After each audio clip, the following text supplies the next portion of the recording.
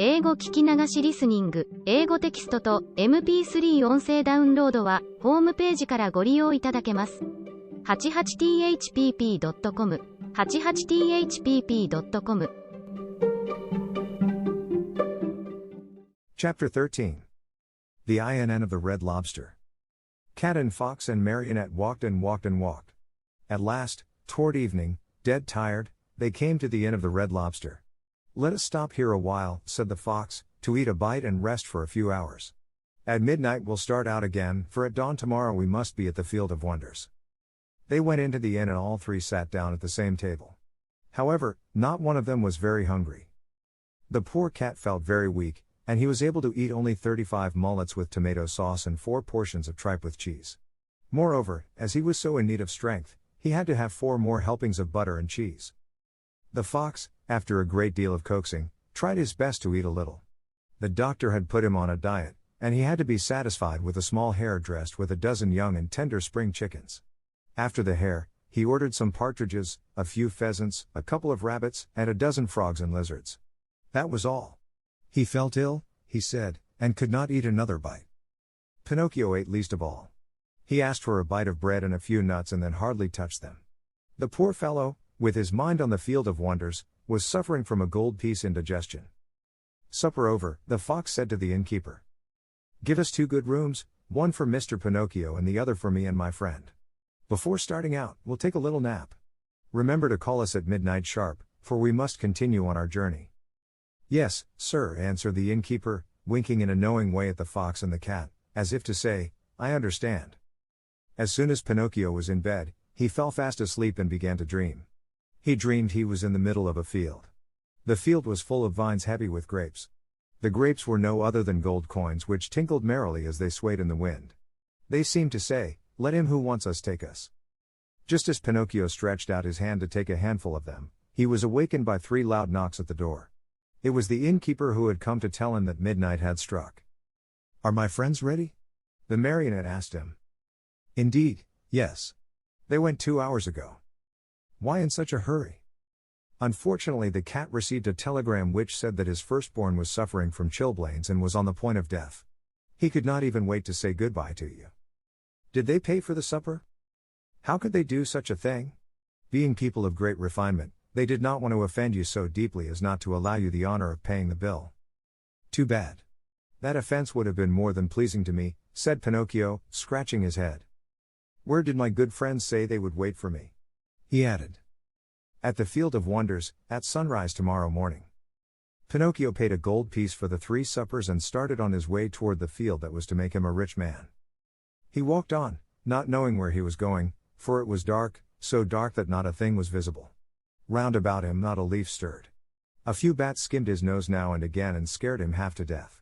Once or twice he shouted, "Who goes there?" And the faraway hills echoed back to him, "Who goes there?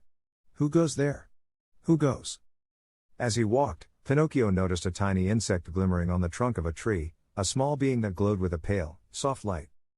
"Who are you?" he asked. "I am the ghost of the talking cricket," answered the little being in a faint voice that sounded as if it came from a faraway world. "What do you want?" asked the marionette. "I want to give you a few words of good advice. Return home and give the 4 gold pieces you have left to your poor old father who is weeping because he has not seen you for many a day. Tomorrow my father will be a rich man, for these 4 gold pieces will become 2,000. Don't listen to those who promise you wealth overnight, my boy. As a rule they are either fools or swindlers. Listen to me and go home." "But I want to go on. The hour is late. I want to go on. The night is very dark. I want to go on. The road is dangerous. I want to go on." Remember that boys who insist on having their own way, sooner or later come to grief. The same nonsense. Goodbye, cricket. Good night, Pinocchio, and may heaven preserve you from the assassins. There was silence for a minute and the light of the talking cricket disappeared suddenly, just as if someone had snuffed it out. Once again the road was plunged in darkness. Chapter 14. Pinocchio, not having listened to the good advice of the talking cricket, falls into the hands of the assassins. "Dear, oh, dear. When I come to think of it," said the marionette to himself, as he once more set out on his journey, "we boys are really very unlucky. Everybody scolds us, everybody gives us advice, everybody warns us. If we were to allow it, everyone would try to be father and mother to us, everyone, even the talking cricket. Take me, for example. Just because I would not listen to that bothersome cricket, who knows how many misfortunes may be awaiting me. Assassins indeed. At least I have never believed in them nor ever will.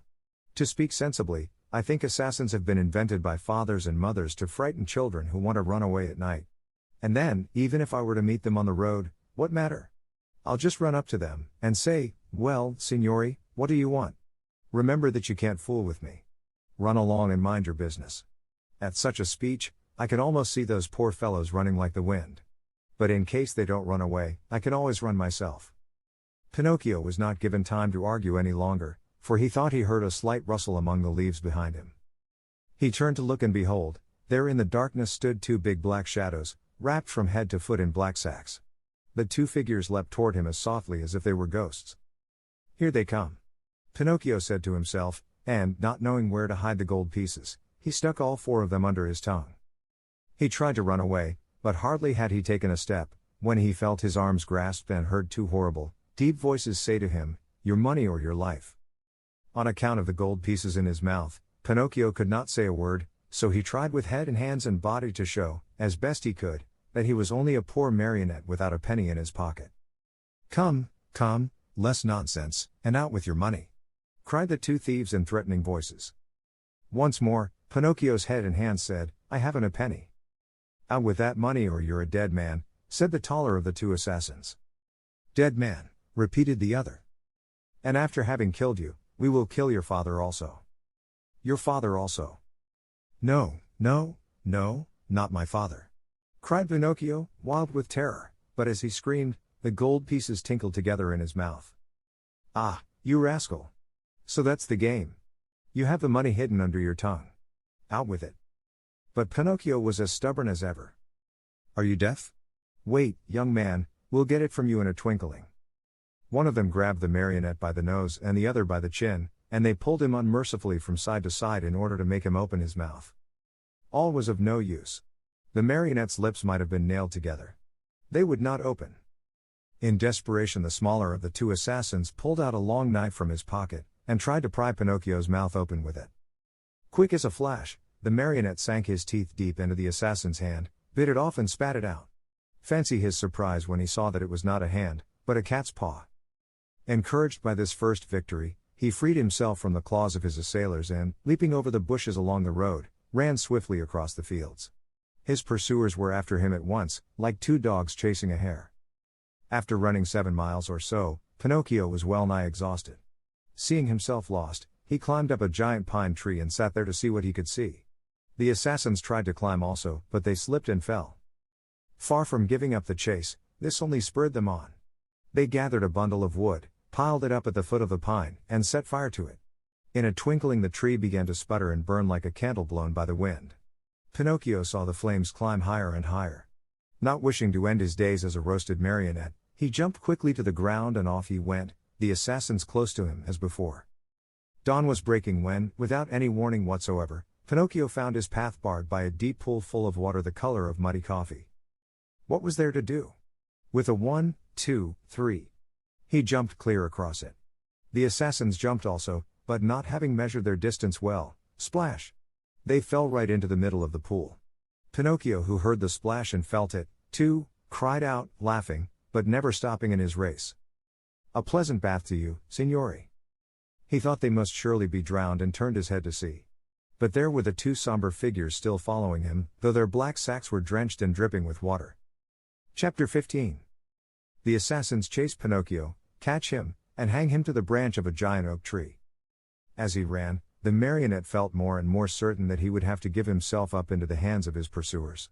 Suddenly he saw a little cottage gleaming white as the snow among the trees of the forest. "If I have enough breath left with which to reach that little house, I may be saved," he said to himself. Not waiting another moment, he darted swiftly through the woods, the assassins still after him. After a hard race of almost an hour, tired and out of breath, Pinocchio finally reached the door of the cottage and knocked. No one answered. He knocked again, harder than before, for behind him he heard the steps and the labored breathing of his persecutors. The same silence followed. As knocking was of no use, Pinocchio, in despair, began to kick and bang against the door, as if he wanted to break it. At the noise, a window opened and a lovely maiden looked out. She had azure hair and a face white as wax. Her eyes were closed and her hands crossed on her breast. With a voice so weak that it hardly could be heard, she whispered, "No one lives in this house. Everyone is dead. Won't you, at least, open the door for me?" cried Pinocchio in a beseeching voice. "I also am dead." "Dead? What are you doing at the window, then?" "I am waiting for the coffin to take me away." After these words, the little girl disappeared and the window closed without a sound. "Oh, lovely maiden with azure hair," cried Pinocchio, "open, I beg of you. Take pity on a poor boy who is being chased by two asses." He did not finish, for two powerful hands grasped him by the neck and the same two horrible voices growled threateningly, "Now we have you." The marionette, seeing death dancing before him, trembled so hard that the joints of his legs rattled and the coins tinkled under his tongue. "Well," the assassins asked, "will you open your mouth now or not?" "Ah. You do not answer? Very well, this time you shall open it." Taking out two long, sharp knives, they struck two heavy blows on the marionette's back. Happily for him, Pinocchio was made of very hard wood and the knives broke into 1,000 pieces. The assassins looked at each other in dismay, holding the handles of the knives in their hands. "I understand," said one of them to the other, "there is nothing left to do now but to hang him." "To hang him," repeated the other. They tied Pinocchio's hands behind his shoulders and slipped the noose around his neck. Throwing the rope over the high limb of a giant oak tree, they pulled till the poor marionette hung far up in space.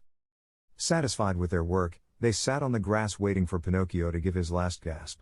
But after 3 hours the marionette's eyes were still open, his mouth still shut, and his legs kicked harder than ever. Tired of waiting, the assassins called to him mockingly, "Goodbye till tomorrow. When we return in the morning, we hope you'll be polite enough to let us find you dead and gone and with your mouth wide open." With these words they went. A few minutes went by and then a wild wind started to blow. As it shrieked and moaned, the poor little sufferer was blown to and fro like the hammer of a bell. The rocking made him seasick and the noose, becoming tighter and tighter, choked him. Little by little a film covered his eyes. Death was creeping nearer and nearer, and the marionette still hoped for some good soul to come to his rescue, but no one appeared. As he was about to die, he thought of his poor old father and, hardly conscious of what he was saying, murmured to himself, "Oh, father, dear father! If you were only here!" These were his last words. He closed his eyes, opened his mouth, stretched out his legs, and hung there, as if he were dead. Chapter 16. The lovely maiden with azure hair sends for the poor marionette, puts him to bed, and calls 3 doctors to tell her if Pinocchio is dead or alive. If the poor marionette had dangled there much longer, all hope would have been lost. Luckily for him, the lovely maiden with azure hair once again looked out of her window. Filled with pity at the sight of the poor little fellow being knocked helplessly about by the wind, she clapped her hands sharply together 3 times. At the signal, a loud whir of wings in quick flight was heard and a large falcon came and settled itself on the window ledge. "What do you command, my charming fairy?" asked the falcon, bending his beak in deep reverence, for it must be known that, after all, the lovely maiden with azure hair was none other than a very kind fairy who had lived, for more than 1,000 years, in the vicinity of the forest. "Do you see that marionette hanging from the limb of that giant oak tree?" "I see him." "Very well. Fly immediately to him. With your strong beak, break the knot which holds him tied, take him down, and lay him softly on the grass at the foot of the oak." The falcon flew away and after 2 minutes returned, saying, "I have done what you have commanded." "How did you find him? Alive or dead?" "At first glance, I thought he was dead. But I found I was wrong, for as soon as I loosened the knot around his neck, he gave a long sigh and mumbled with a faint voice, 'Now I feel better.'" The fairy clapped her hands twice. A magnificent poodle appeared, walking on his hind legs just like a man. He was dressed in court livery. A tricorn trimmed with gold lace was set at a rakish angle over a wig of white curls that dropped down to his waist. He wore a jaunty coat of chocolate-colored velvet, with diamond buttons, and with 2 huge pockets which were always filled with bones, dropped there at dinner by his loving mistress. Breeches of crimson velvet, silk stockings, and low, silver-buckled slippers completed his costume. His tail was encased in a blue silk covering, which was to protect it from the rain. "Come, Medoro," said the fairy to him. "Get my best coach ready and set out toward the forest. On reaching the oak tree, you will find a poor, half-dead marionette stretched out on the grass. Lift him up tenderly, Place him on the silken cushions of the coach, and bring him here to me. The poodle, to show that he understood, wagged his silk-covered tail 2 or 3 times and set off at a quick pace. In a few minutes, a lovely little coach, made of glass, with lining as soft as whipped cream and chocolate pudding, and stuffed with canary feathers, pulled out of the stable. It was drawn by 100 pairs of white mice, and the poodle sat on the coachman's seat and snapped his whip gaily in the air, as if he were a real coachman in a hurry to get to his destination. In a quarter of an hour the coach was back. The fairy, who was waiting at the door of the house, lifted the poor little marionette in her arms, took him to a dainty room with mother-of-pearl walls, put him to bed, and sent immediately for the most famous doctors of the neighborhood to come to her. One after another the doctors came, a crow, an owl, and a talking cricket. "I should like to know, signori," said the fairy, turning to the 3 doctors gathered about Pinocchio's bed, "I should like to know if this poor marionette is dead or alive." At this invitation, the crow stepped out and felt Pinocchio's pulse, his nose, his little toe. Then he solemnly pronounced the following words. "To my mind this marionette is dead and gone, but if, by any evil chance, he were not, then that would be a sure sign that he is still alive." "I am sorry," said the owl, "to have to contradict the crow, my famous friend and colleague. To my mind this marionette is alive, but if, by any evil chance, he were not, then that would be a sure sign that he is wholly dead." "And do you hold any opinion?" the fairy asked the talking cricket. "I say that a wise doctor, when he does not know what he is talking about, should know enough to keep his mouth shut. However, that marionette is not a stranger to me. I have known him a long time." Pinocchio, who until then had been very quiet, shuddered so hard that the bed shook. "That marionette," continued the talking cricket, "is a rascal of the worst kind." Pinocchio opened his eyes and closed them again. "He is rude, lazy, a runaway." Pinocchio hid his face under the sheets. "That marionette is a disobedient son who is breaking his father's heart." Long shuddering sobs were heard, cries, and deep sighs. Think how surprised everyone was when, on raising the sheets, they discovered Pinocchio half melted in tears. "When the dead weep, they are beginning to recover," said the crow solemnly. "I am sorry to contradict my famous friend and colleague," said the owl, "but as far as I'm concerned, I think that when the dead weep, it means they do not want to die." Chapter 17. Pinocchio eats sugar, but refuses to take medicine. When the undertakers come for him, he drinks the medicine and feels better. Afterwards he tells a lie and, in punishment, his nose grows longer and longer. As soon as the 3 doctors had left the room, the fairy went to Pinocchio's bed and, touching him on the forehead, noticed that he was burning with fever. She took a glass of water, put a white powder into it, and, handing it to the marionette, said lovingly to him, "Drink this, and in a few days you'll be up and well." Pinocchio looked at the glass, made a wry face, and asked in a whining voice, "Is it sweet or bitter?" "It is bitter, but it is good for you." "If it is bitter, I don't want it." "Drink it." "I don't like anything bitter."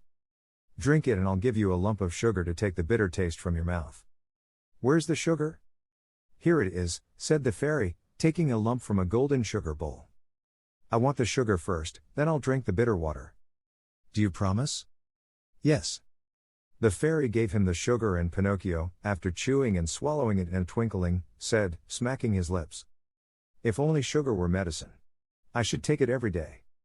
Now keep your promise and drink these few drops of water. They'll be good for you." Pinocchio took the glass in both hands and stuck his nose into it. He lifted it to his mouth and once more stuck his nose into it.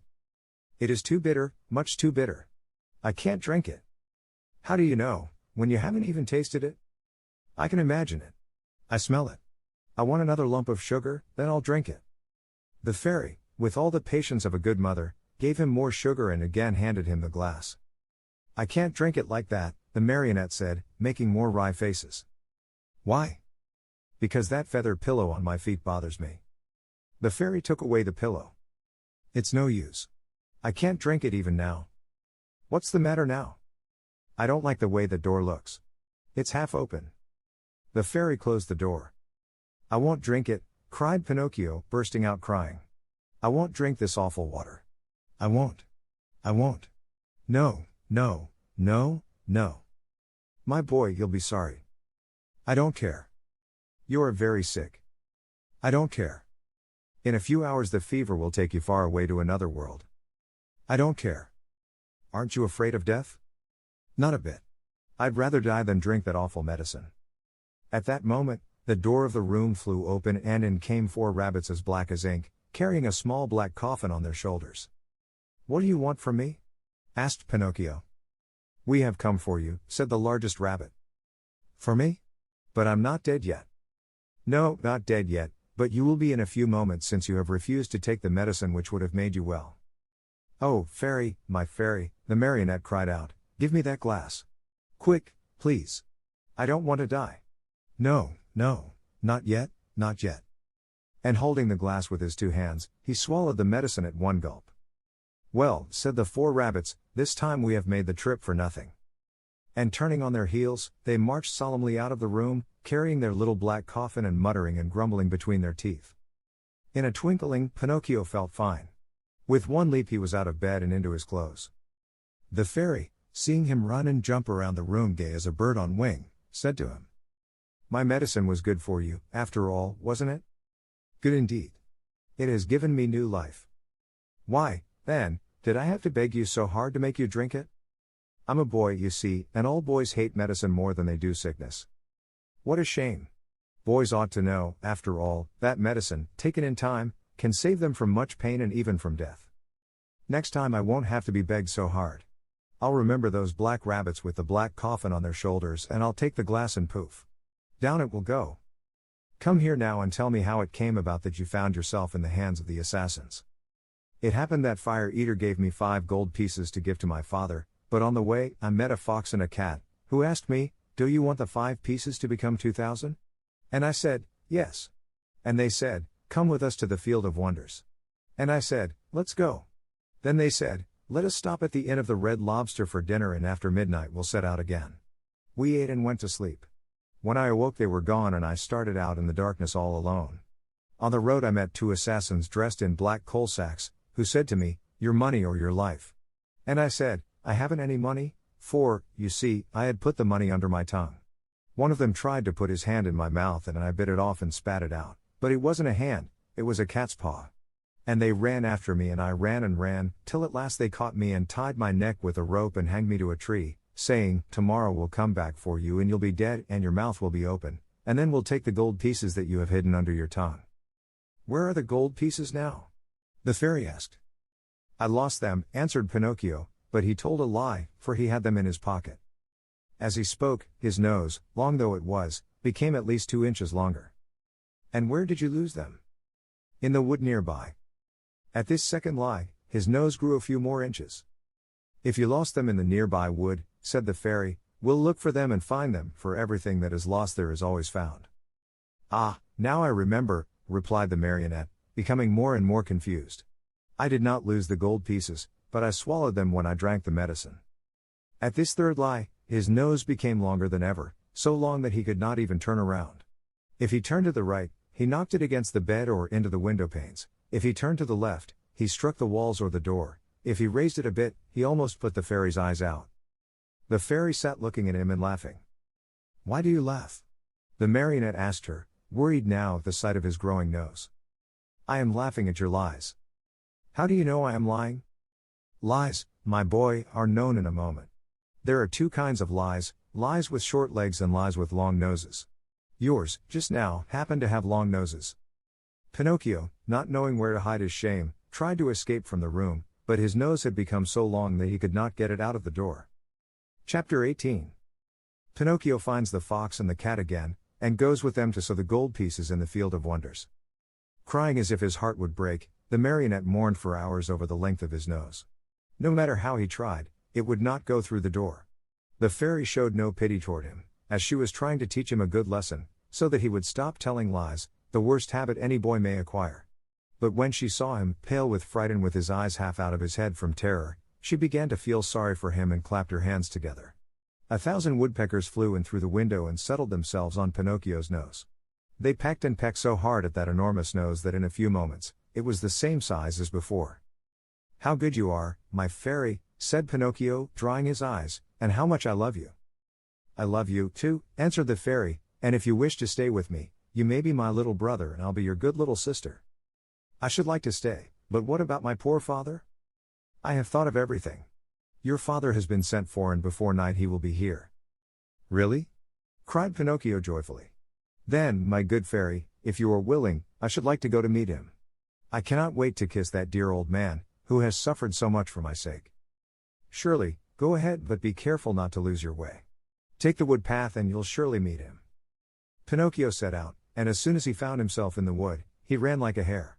When he reached the giant oak tree he stopped, for he thought he heard a rustle in the brush. He was right. There stood the fox and the cat, the two traveling companions with whom he had eaten at the Inn of the Red Lobster. "Here comes our dear Pinocchio!" cried the fox, hugging and kissing him. "How did you happen here?" "How did you happen here?" repeated the cat. "It is a long story," said the marionette. "Let me tell it to you. The other night, when you left me alone at the inn, I met the assassins on the road." "The assassins? Oh, my poor friend. And what did they want?" "They wanted my gold pieces." "Rascals," said the fox. "The worst sort of rascals," added the cat. "But I began to run," continued the marionette, "and they after me, until they overtook me and hanged me to the limb of that oak." Pinocchio pointed to the giant oak nearby. "Could anything be worse?" said the fox. "What an awful world to live in. Where shall we find a safe place for gentlemen like ourselves?"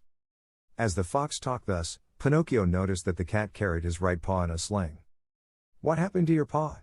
he asked. The cat tried to answer, but he became so terribly twisted in his speech that the fox had to help him out. "My friend is too modest to answer. I'll answer for him. About an hour ago, we met an old wolf on the road. He was half starved and begged for help. Having nothing to give him, what do you think my friend did out of the kindness of his heart? With his teeth, he bit off the paw of his front foot and threw it at that poor beast, so that he might have something to eat." As he spoke, the fox wiped off a tear. Pinocchio, almost in tears himself, whispered in the cat's ear. "If all the cats were like you, how lucky the mice would be." "And what are you doing here?" the fox asked the marionette. "I am waiting for my father, who will be here at any moment now." "And your gold pieces?" "I still have them in my pocket, except one which I spent at the Inn of the Red Lobster. To think that those 4 gold pieces might become 2,000 tomorrow. Why don't you listen to me? Why don't you sow them in the field of wonders? Today it is impossible. I'll go with you some other time." "Another day will be too late," said the fox. "Why?" "Because that field has been bought by a very rich man, and today is the last day that it will be open to the public." "How far is this field of wonders?" "Only 2 miles away. Will you come with us? We'll be there in half an hour. You can sow the money, and, after a few minutes, you will gather your 2,000 coins and return home rich. Are you coming?" Pinocchio hesitated a moment before answering, for he remembered the good fairy, old Geppetto, and the advice of the talking cricket. Then he ended by doing what all boys do, when they have no heart and little brain. He shrugged his shoulders and said to the fox and the cat, "Let us go. I am with you." And they went. They walked and walked for a half a day at least, and at last they came to the town called the City of Simple Simons. As soon as they entered the town, Pinocchio noticed that all the streets were filled with hairless dogs, yawning from hunger, with sheared sheep, trembling with cold, with combless chickens, begging for a grain of wheat, with large butterflies, unable to use their wings because they had sold all their lovely colors, with tailless peacocks, ashamed to show themselves, and with bedraggled pheasants, scuttling away hurriedly, grieving for their bright feathers of gold and silver, lost to them forever. Through this crowd of paupers and beggars, a beautiful coach passed now and again. Within it sat either a fox, a hawk, or a vulture. "Where is the field of wonders?" asked Pinocchio, growing tired of waiting. "Be patient. It is only a few more steps away." They passed through the city and, just outside the walls, they stepped into a lonely field, which looked more or less like any other field. "Here we are," said the fox to the marionette. "Dig a hole here and put the gold pieces into it." The marionette obeyed. He dug the hole, put the 4 gold pieces into it, and covered them up very carefully. "Now," said the fox, "go to that nearby brook, bring back a pail full of water, and sprinkle it over the spot." Pinocchio followed the directions closely, but, as he had no pail, he pulled off his shoe, filled it with water, and sprinkled the earth which covered the gold. Then he asked, "Anything else?" "Nothing else," answered the fox. "Now we can go. Return here within 20 minutes, and you will find the vine grown and the branches filled with gold pieces." Pinocchio, beside himself with joy, thanked the fox and the cat many times and promised them each a beautiful gift. "We don't want any of your gifts," answered the 2 rogues. "It is enough for us that we have helped you to become rich with little or no trouble." For this we are as happy as kings." They said goodbye to Pinocchio and, wishing him good luck, went on their way. Chapter 19. Pinocchio is robbed of his gold pieces and, in punishment, is sentenced to 4 months in prison. If the marionette had been told to wait a day instead of 20 minutes, the time could not have seemed longer to him. He walked impatiently to and fro and finally turned his nose toward the field of wonders. And as he walked with hurried steps, his heart beat with an excited tick, tack, just as if it were a wall clock, and his busy brain kept thinking. What if, instead of 1,000, I should find 2,000? Or if, instead of 2,000, I should find 5,000, or 100,000? I'll build myself a beautiful palace, with 1,000 stables filled with 1,000 wooden horses to play with, a cellar overflowing with lemonade and ice cream soda, and a library of candies and fruits, cakes and cookies. Thus amusing himself with fancies, he came to the field. There he stopped to see if, by any chance, a vine filled with gold coins was in sight. But he saw nothing. He took a few steps forward, and still nothing. He stepped into the field. He went up to the place where he had dug the hole and buried the gold pieces. Again nothing. Pinocchio became very thoughtful and, forgetting his good manners altogether, he pulled a hand out of his pocket and gave his head a thorough scratching. As he did so, he heard a hearty burst of laughter close to his head. He turned sharply, and there, just above him on the branch of a tree, sat a large parrot, busily preening his feathers. "What are you laughing at?" Pinocchio asked peevishly. "I am laughing because, in preening my feathers, I tickled myself under the wings." The marionette did not answer. He walked to the brook, filled his shoe with water, and once more sprinkled the ground which covered the gold pieces. Another burst of laughter, even more impertinent than the first, was heard in the quiet field. "Well," cried the marionette, angrily this time, "may I know, Mr. Parrot, what amuses you so?" "I am laughing at those simpletons who believe everything they hear and who allow themselves to be caught so easily in the traps set for them." "Do you, perhaps, mean me?" "I certainly do mean you, poor Pinocchio, you who are such a little silly as to believe that gold can be sown in a field just like beans or squash. I, too, believe that once, and today I am very sorry for it. Today, but too late, I have reached the conclusion that, in order to come by money honestly, one must work and know how to earn it with hand or brain." "I don't know what you're talking about," said the marionette, who was beginning to tremble with fear. "Too bad. I'll explain myself better," said the parrot. "While you were away in the city, the fox and the cat returned here in a great hurry. They took the 4 gold pieces which you have buried and ran away as fast as the wind. If you can catch them, you're a brave one." Pinocchio's mouth opened wide. He would not believe the parrot's words and began to dig away furiously at the earth. He dug and he dug till the hole was as big as himself, but no money was there.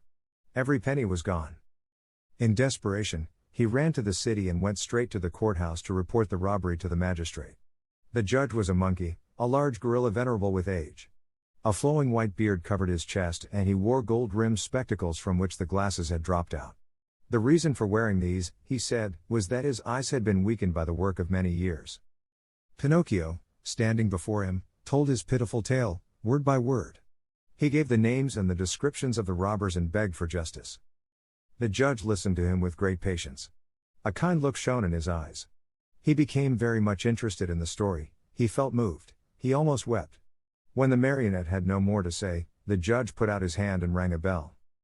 At the sound, 2 large mastiffs appeared, dressed in carabineers' uniforms. Then the magistrate, pointing to Pinocchio, said in a very solemn voice, "This poor simpleton has been robbed of 4 gold pieces. Take him, therefore, and throw him into prison." The marionette, on hearing this sentence passed upon him, was thoroughly stunned. He tried to protest, but the 2 officers clapped their paws on his mouth and hustled him away to jail. There he had to remain for 4 long, weary months. And if it had not been for a very lucky chance, he probably would have had to stay there longer. For, my dear children, you must know that it happened just then that the young emperor who ruled over the city of Simple Simons had gained a great victory over his enemy, and in celebration thereof, he had ordered illuminations, fireworks, shows of all kinds, and, best of all, the opening of all prison doors. "If the others go, I go, too," said Pinocchio to the jailer. "Not you," answered the jailer. "You are one of those." "I beg your pardon," interrupted Pinocchio, "I, too, am a thief." "In that case you also are free," said the jailer. Taking off his cap, he bowed low and opened the door of the prison, and Pinocchio ran out and away, with never a look backward. 物語の続きは、ホームページからお聞きいただけます。また、テキスト、MP3 ダウンロードも合わせてご利用ください。88thpp.com 88thpp.com